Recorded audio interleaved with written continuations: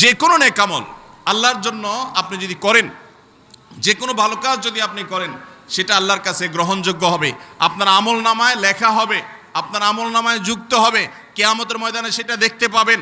কখন? যদি দ্বিতীয় শর্তটাও থাকে। সেটা কি? সেটা হলো সে আমলটা হতে হবে আল্লাহর পাঠানো রাসূল এবং দূতের যে সিস্টেম, যে পদ্ধতি, যে সুন্নাহ, তার যে আদর্শ আছে ওইটার আদলে যদি হয়, ওইটার সাথে যদি মিল হয়, তাহলে আল্লাহ সেটা কবুল করবেন। আর যদি আল্লাহর রাসূলের আমলের সাথে মিল না হয়, তাহলে সেটা আল্লাহ কবুল করবেন। অতএব সমাজের সব মানুষ করে, এজন্য আপনি করছেন, অথচ ওই বিষয়ে নবী করিম সাল্লাল্লাহু আলাইহি সাল্লামের কোনো আমলের প্রুফ নাই, তার কাছ থেকে ওই আমলটা প্রমাণিত নয়, শুধুমাত্র সবাই করছে তাই আপনি করছেন।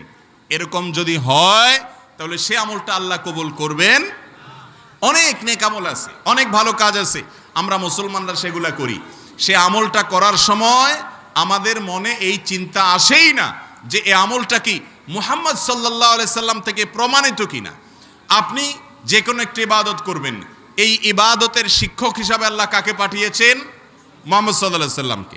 তিনি হলেন আমাদের জন্য স্যাম্পল, তিনি হলেন নমুনা, তিনি হলেন আদর্শ। আল্লাহ বলেছেন, লাকাদ কানা লাকুম ফি রাসূলিল্লাহি উসওয়াতুন হাসানাহ। যে ব্যক্তি আল্লাহ এবং আখিরাতকে বিশ্বাস করে, তার জন্য রাসূলের জীবনে, রাসূলের কর্মকাণ্ডে, তার প্রতিটি বিষয়ে রয়েছে উত্তম আদর্শ এবং মডেল, নমুনা। এই মডেল দেখে দেখে আমল করতে হবে, সেই আমলটাই গ্রহণযোগ্য হবে। মডেলের সাথে যদি মিল না থাকে, সেটা যদি সারা দেশের মানুষের আমলও হয়, সব হুজুররা একসাথেও বলে, তারপরেও সেটা আল্লাহর কাছে গ্রহণযোগ্য হবে না। ভাইরা আমার, অনেক মানুষ আছে আমাদের সমাজে যারা কোনো একটা ভালো কাজ, কোনো একটা নেক আমল করার ব্যাপারে সমাজের মানুষ 10 জন কি করে সেটা দেখে, এবং তারা দেখে বাপদাদা কি করেছে। বাপদাদা কি করেছে এই কথা হলো মক্কার মুশরিকদের কথা। বাপদাদা যদি ভালো কিছু করে সেটা যেমন গ্রহণ করা যাবে, বাপদাদা যদি ভুল কিছু করে সেটাকে বর্জন করার মানসিকতাও মুসলমানের মধ্যে থাকতে হবে। অন্ধের মতো করে আমাদের বাপদাদারা যা করে আসছে, এলাকাতে যা চলে আসছে, সবাই যা করে আমরাও তা করব, এটা হলো মক্কার মুশরিকদের কথা, মুসলমানের কথা না। মুসলমানের কথা হলো যেটা কোরআন এবং হাদিসের সাথে মিল আছে সেটাকে আমি বুকে টেনে নিব, যেটা কোরআন বা হাদিসের সাথে মিল নাই সেটাকে আমি ছুঁড়ে ফেলে দিব। কথা কি বুঝাতে পারছি? অতএব আল্লাহর কাছে যে কোনো ভালো কাজ, যে কোনো নেকামল, এটা গ্রহণযোগ্য হওয়ার জন্য দ্বিতীয় শর্ত হলো সেই ভালো কাজ, সেই নেকামলটা সুন্নাতে রাসূল সাল্লাল্লাহু আলাইহি সাল্লাম দ্বারা অ্যাপ্রুভড হতে হবে, ওইটা দ্বারা অনুমোদিত হতে হবে, সুন্নাতে রাসূলের ছাঁচে ফেলে করতে হবে, ওইটার সাথে মিল রেখে করতে হবে। ওইটার সাথে যদি অমিল রেখে করেন, সে আমল আল্লাহর কাছে গ্রহণযোগ্য হবে। এই সম্পর্কে নবী করিম সাল্লাল্লাহু আলাইহি সাল্লামের একটা হাদিস আমরা পেশ করতে পারি। তিনি বলেছেন, মান আমিলা আমালান লাইসা আলাইহি আমরুনা।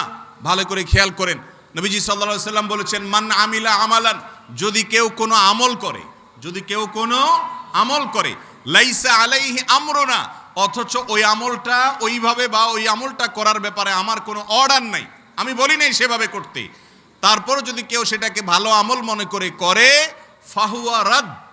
ফাহুয়া রাদ মানে কি? সে আমলটা প্রত্যাখ্যানযোগ্য, সেটা বাতিল, সে আমলটা আল্লাহর কাছে কাউন্টেবল আমল হবে না। অনেক কাজ আমরা করি, যেমন কথার কথা আমরা দুরুদ পড়ি, দুরুদ পড়ার জন্য 10-20 জন 30 জন মানুষ ডেকে আনি, সুরে সুর মিলায়া করি, পড়তে পড়তে দাঁড়ায় যাই, আছে না নাই?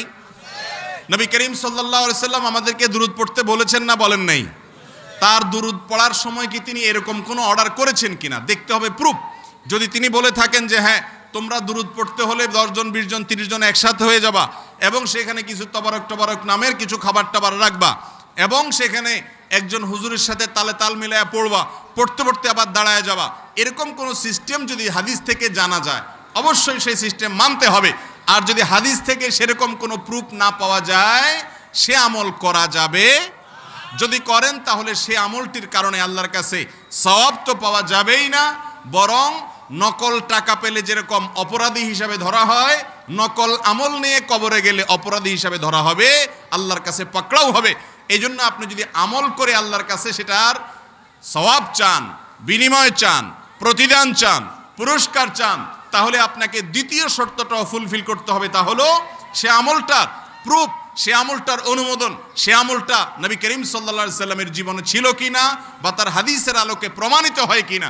যদি প্রমাণিত হয় আলহামদুলিল্লাহ, যদি হাদিসের সাথে এর কোনো ধারে কাছেও মিল না থাকে তাহলে সে আমল নবী করিম সাল্লাল্লাহু আলাইহি সাল্লামের শেখানো আমল না হওয়ার কারণে সেটা পরিত্যাজ্য এবং বাতিল হিসাবে গণ্য হবে। জিকির করা এটা কি ইবাদত না ইবাদত না? এখন জিকির করার জন্য যদি আপনি নিজে একটা পদ্ধতি বানায় নেন, কি যে জিকির করতে করতে করতে করতে এটা করতে হবে, ওইটা করতে হবে, লাভ দিতে হবে, ঝাঁপ দিতে হবে, জিকির করতে হলে মাইকে করতে হবে, সবাই সুরে সুর মিলায় করতে হবে, তালে তাল মিলায় করতে হবে, সবাই একসাথে করতে হবে। তাহলে এবার আমরা দেখব আমাদের নবী করিম সাল্লাল্লাহু আলাইহি সাল্লাম জিকির করছেন না করেন নাই? খোলাফায়ে রাশেদা জিকির করছেন না করেন নাই? সাহাবা ইকরাম জিকির করছেন না করেন নাই? তাদের জিকিরে এরকম কোনো পদ্ধতি প্রক্রিয়া তারা অবলম্বন করেছেন নাকি করেন নাই? যদি নবী সাল্লাল্লাহু আলাইহি সাল্লামের সাথে সবাই উনি লা ইলাহা ইল্লাল্লাহ বললে সবাই লা ইলাহা ইল্লাল্লাহ বলে, উনি সুবহানাল্লাহ বললে সবাই সুবহানাল্লাহ বলে, এভাবে যদি তালে তাল মিলায় সবাইকে নিয়ে দলে দলে একসাথে এক সুরে যদি বলার কোনো সিস্টেম ওনার থেকে পাওয়া যায় তাহলে আমরাও সেটা করতে হবে। যদি পাওয়া না যায় তাহলে তার আমলে বা তার সময়ে তার জীবনে জিকিরটা যদি প্রত্যেকের যার যারটা শেষে করে, আমরাও যার যারটা শেষে করতে হবে। কথাকে বুঝাতে পারছি? অতএব যেই কোনো আমল, যে কোনো ইবাদতের মৌলিক ইবাদতের মধ্যে যদি কোনো নতুনত্ব আনি সেটা আল্লাহর কাছে গ্রহণযোগ্য হবে না। আবার এখানে ইবাদত এবং ওসিলা মাধ্যম এই দুটোর মধ্যে পার্থক্য করতে হবে। এই যে মাইকে কথা বলছি, এই মাইকে কথা বলাটা কি ইবাদত নাকি এটা শুধুমাত্র ইবাদতের কাজটা আপনাদের কাছে পৌঁছাইতে, ওয়াজ বা আলোচনাটা পৌঁছাইতে করতে সহায়ক মাত্র? সহায়ক মাত্র। এই মাইকে ওয়াজ করলে সওয়াব বেশি হবে, মাইক বাদ দিয়ে করলে সওয়াব হবে না, এমন কোনো কথা আছে? তাহলে এই মাইকটা কোনো দুনিয়াবি বিষয়, এটা কোনো আখিরাতের বিষয়, দ্বীনের ইবাদতের বিষয়। ইবাদতের বিষয়ের মধ্যে যদি কোনো নতুন সংযুক্তি আনে, নতুন কোনো কিছু যুক্ত করে যেটার কোনো ভিত্তি কোরআন হাদিসে নাই, সেটা হলো বিদআত এবং প্রত্যাখ্যান। যত দুনিয়ার বিষয় যত আপ টু ডেট হবে, যত নতুন হবে, যত আপনার আপডেটেড হবে তত ভালো। আর দ্বীনের ব্যাপারে যত অরিজিনের সাথে মিল থাকবে, গোড়ার সাথে যত সাদৃশ্য থাকবে, স্যাম্পলের সাথে যত মিল থাকবে, সেটা আল্লাহর কাছে তত বেশি গ্রহণযোগ্য হবে। অতএব আমরা যত ভালো কাজ করব, নেকামলের পাল্লায় সেটা উঠবে, আমাদের নেকামলের দপ্তরে সেটা লেখা হবে, আল্লাহর কাছে সেটা পুরস্কার পাওয়া যাবে। এর জন্য প্রথম শর্ত ছিল ঈমানটা ঠিক থাকতে হবে, আর দ্বিতীয় শর্ত হলো সে আমলটা হইতে হবে কার নিয়ম অনুযায়ী? রাসূল করিম সাল্লাল্লাহু আলাইহি সাল্লামের সুন্নত অনুযায়ী। মন গড়া কোনো সিস্টেম অনুযায়ী হলে হবে? অতএব আমাদের আমলগুলাকে আল্লাহর কাছে গ্রহণযোগ্য করার জন্য নবী করিম সাল্লাল্লাহু আলাইহি সাল্লামের সিস্টেম মতো করতে হবে। চেষ্টা করবো তো ইনশাআল্লাহ। এখন থেকে কোনো আমল এটা কোরআন হাদিসে আছে নাকি নাই এটা নিয়ে যদি বিতর্ক তৈরি হয়, আপনি কি করবেন? আপনি খোঁজার চেষ্টা করবেন যে এই আমলটা নবীজির জীবনে ছিল কিনা, ওনার হাদিসে পাওয়া যায় কিনা, ওনার সুন্নতের সাথে মিল আছে কিনা। যদি থাকে আলহামদুলিল্লাহ, যদি না থাকে গোটা দুনিয়ার মানুষ করলেও আমি সেটা করব। কথা কি বুঝাইতে পারছি?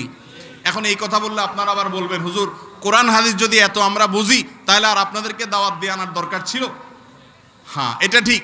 কোরআন হাদিসের ডিপ একেবারে গভীর বিষয়, এটা প্রত্যেকটা মানুষ জানবে, এটা আবশ্যক না বা সম্ভব না। কিন্তু কোরআন হাদিসের বেসিক ধারণা আমাদের থাকতে, আপনি একটা প্রোডাক্ট কিনেছেন, একটা জিনিস কিনেছেন বাজার থেকে, এটা কি অরিজিনাল না নকল, এতটুকু বোঝার মতো ক্ষমতা যদি আপনার না থাকে তাহলে তো আপনি কখনো পিওর জিনিস পাওয়ার কোনো সম্ভাবনা। এতটুকু ক্ষমতা তো থাকতে হবে যে এটা ভেজাল না নকল, আসল না ঠিক, এটুকু অন্তত আমি বোঝার চেষ্টা করব। হ্যাঁ, এটার অনেক গভীরে ঢোকা সেটা আমার দ্বারা সম্ভব না। অতএব একজন ইমানদার দুনিয়াতে যেরকম ভেজাল আর আসল এটা বোঝার জন্য চেষ্টা করে, 50 টাকা 100 টাকা জিনিস কেনার আগে এত যাচাই বাছাই করেন। যে আমল করে জান্নাত কিনবেন সে আমলটাকে যাচাই করতে বলেন হুজুর এত যাচাই বুঝলি কি আর আমরা আলেম হয়ে যেতাম, তাহলে কি আর আপনাদের দরকার ছিল? এই কথা বলে আল্লাহর কাছে পার পাওয়া যাবে? নিজের দেওয়া বিবেককে খরচ করতে হবে কি হবে না? অতএব যে কোনো আমল আল্লাহর কাছে গ্রহণযোগ্য হওয়ার জন্য মুহাম্মদুর রাসূলুল্লাহ সাল্লাল্লাহু আলাইহি সাল্লামের সুন্নত অনুযায়ী আমলটা করার চেষ্টা করতে হবে। নাম্বার 3, আমল কবুলের 3 নম্বর এবং সর্বশেষ শর্ত হলো ইখলাস থাকতে হবে। বাবারা, কি থাকতে হবে? ইখলাস। ইখলাসটা কি? ইখলাসটা হলো আল্লাহকে সন্তুষ্ট করার জন্য নেক আমল করা। কাকে সন্তুষ্ট করার জন্য? আল্লাহকে সন্তুষ্ট করার জন্য। আপনি নামাজ পড়ছেন কিন্তু আপনার ধান্দা হলো মালিক নামাজি তো হুজুর মানুষ, অতএব তার কারখানায় কাজ করলে, তার কোম্পানিতে কাজ করলে, নামাজটা পড়লে তার কাছে ভালো সাজা যাবে, প্রমোশন হবে, চাকরিটা স্ট্রং হবে। আর যদি এখানে নামাজ না পড়ি তাহলে তো আমার সাথে তার ভালো সম্পর্ক হবে না। এই জন্য মালিককে দেখানোর জন্য নামাজ পড়ছেন। এই নামাজের সওয়াব আল্লাহর কাছে পাওয়া যাবে? যাবে না। যেই কোনো ভালো কাজ করেন, নাম্বার 1 ঈমানটা ঠিক আছে কিনা, শিরিক থেকে নিজেকে পরিচ্ছন্ন রাখতে পেরেছেন কিনা, এটা 1 নম্বর শর্ত দেখবেন। নাম্বার 2 ওই আমলটা যে পদ্ধতিতে প্রক্রিয়াতে করছেন এটা মুহাম্মদ সাল্লাল্লাহু আলাইহি সাল্লামের পদ্ধতি প্রক্রিয়া কিনা সেটা দেখবেন। নাম্বার 3 সে আমলটা কি আল্লাহকে খুশি করার জন্য, আল্লাহর কাছ থেকে বিনিময় পাওয়ার জন্য, নাকি দুনিয়ার ধান্দায়, এটা চিন্তা করবেন। যদি দুনিয়ার ধান্দা হয় তাহলে 3 নম্বর শর্ত ভঙ্গ, যার কারণে সে আমলের কোনো বিনিময় আল্লাহর কাছে পাওয়া যাবে। আমাদের দেশে অনেক মানুষ আছে হজ করে উমরা করে এত গল্প দেয়, এতবার বলে মানুষের কাছে, বলতে বলতে বলতে বলতে ভাবখানা এমন যে উনি মানুষের কাছে গাল গল্প দেওয়ার জন্যই উমরা বা হজে গেছে। আছে না নাই? উমরা বা হজে যাওয়ার আগে দেখা যায় এলাকার মানুষকে দাওয়াত দিয়ে খাওয়ায়।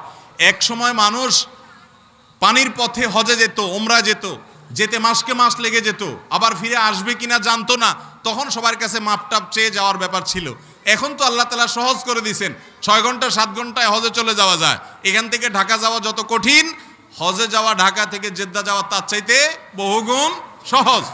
তো এখন আপনি গোটা এলাকার মানুষকে দাওয়াত দিয়ে খাওয়াইতেছেন, কি উদ্দেশ্য? যদি উদ্দেশ্য থাকে এটা যে সবাই জানলো আমি হাজী সাহেব হইতে যাইতেছি, আমি হবু হাজী, অতএব এই হবু হাজী এটা হওয়ার জন্য, এটা জানানোর জন্য সবাইকে ডাইকা খাওয়াইলাম, তো ও হবু হাজী সাহেব আপনার এই হজের চুল পরিমাণ কোনো সওয়াব আল্লাহর কাছে পাবেন। কথা কি বুঝাতে পারছি?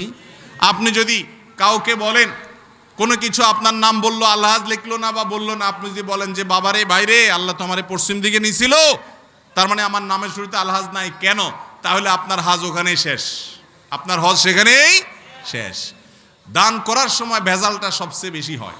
মসজিদে ফ্যান একটা দিছেন, নাম লিখে দিছেন সৌজন্যে অমুক, সৌজন্যে তোরাবালি, আছে না নাই?